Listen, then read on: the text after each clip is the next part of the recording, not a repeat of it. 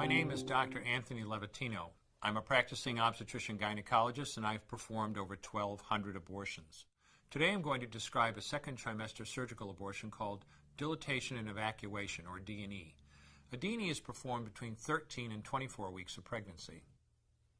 After administering anesthesia, the abortionist uses a weighted speculum, like this one, that opens the vagina widely. Because second trimester babies are so large, this greater access facilitates a late-term abortion.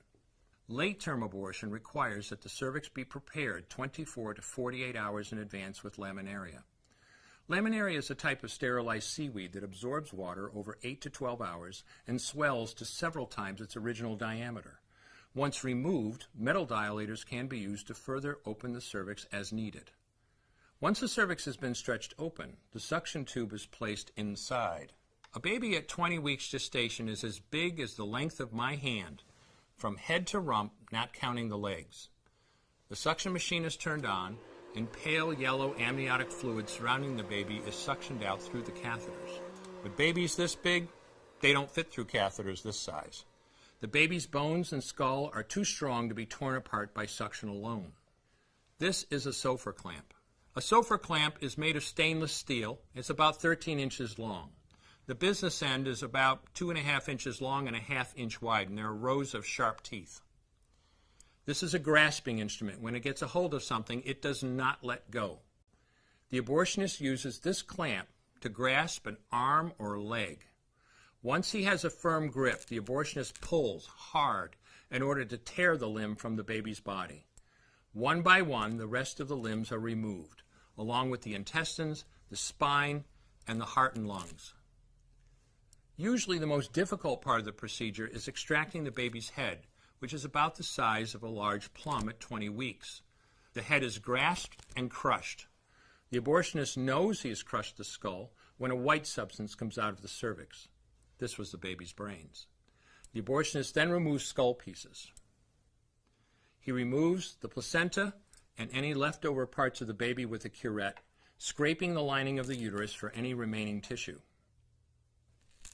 The abortionist then collects the baby parts and reassembles them to make sure that there are 2 arms, 2 legs, and all the pieces.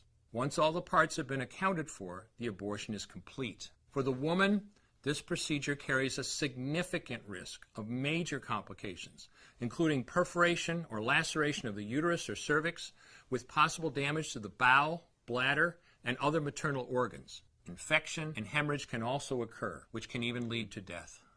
Future pregnancies are also at greater risk for loss or premature delivery due to abortion-related trauma and injury to the cervix. As I mentioned at the beginning, I'm Dr. Anthony Levatino, and in the early part of my career as an OBGYN, I performed over 1,200 abortions. One day, after completing one of those abortions, I looked at the remains of a preborn child whose life I had ended, and all I could see was someone's son or daughter. I came to realize that killing a baby at any stage of pregnancy for any reason is wrong.